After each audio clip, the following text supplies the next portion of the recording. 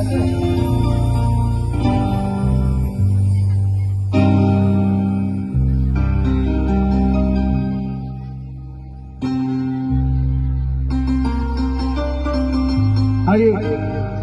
कुछ गीत का फरमाइश है। सनहिया लगावल बहुत बार लीजिए पवन सिंह का। उसके बाद फिर नृत्यांगना और हमारी बारात आ जाएगी, तो उनके लिए हमारे टीम पूरा इवेंट वाले लोग आए हैं। लेकिन एक दो गीत का फरमाइश है।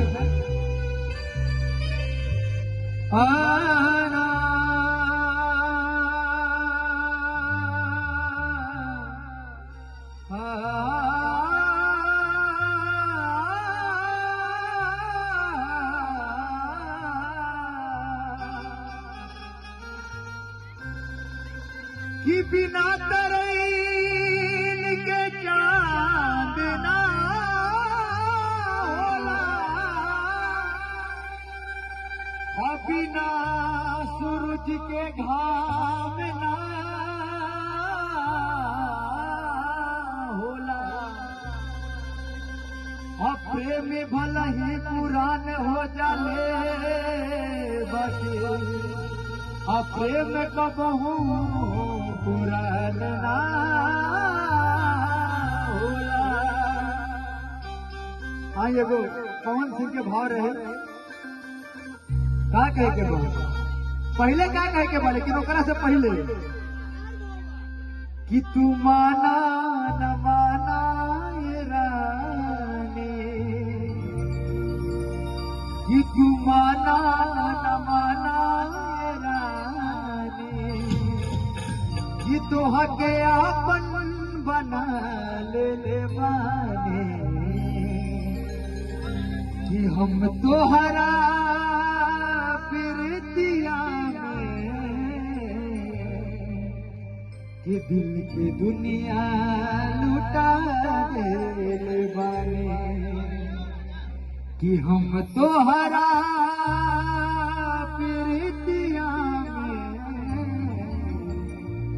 दिल की दुनिया लुटा दे बानी, कि ओठवा तोहार जैसे और भोर के किरनिया,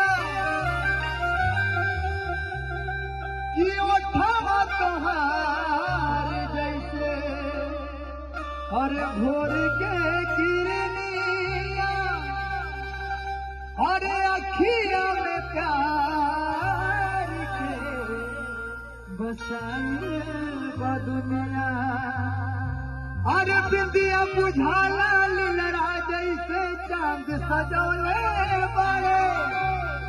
और हमार भैया कहता रहे जीजा जीजा आवा तारे दीदी खातिर, कि भगवान बड़ी फुर्सत से तोहरा के बना ले मारे, कि भगवान बड़ी फुर्सत से की जोड़ी बना ले मारे। बड़ा खुशी के बाद आज ई जोड़ी के देख के एगो गीत याद आ गई, फरमाइश बा एगो पवन सिंह के और गीत रहे, कि तुम्हारे सिवा कुछ ना चाहत करे, कि जब तक जिएंगे मोहब्बत करेंगे। आइए सनहिया लगा बहुत बात नहीं थे, कि नजरिया चुराव बहुत बात होला। आइए ताली के साथ चाहेंगे जितने लोग भी हैं। कुछ देर में हमारा दूल्हे पक्ष का बाराती टीम आएगा, तो फिर हम लोग झूम नाच के मनाएंगे, लेकिन फरमाइश है तो फरमाइश पूरा करना है। सनहिया लगा बहुत बात नहीं, सनहिया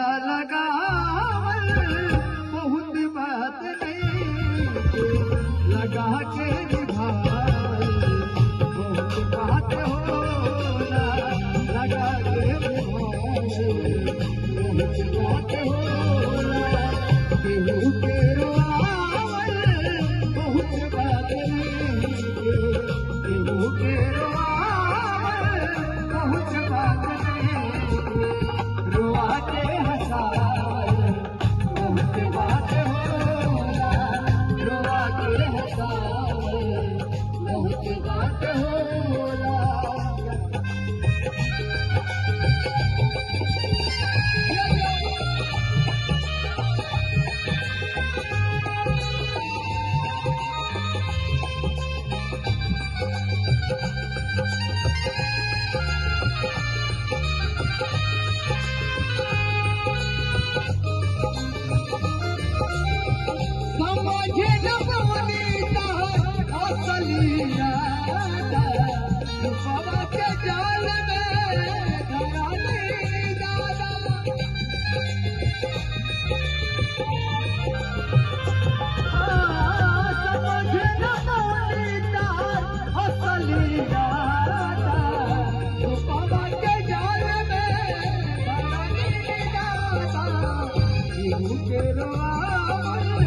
बहुत बात नहीं केहू के रोआवल बहुत बात नहीं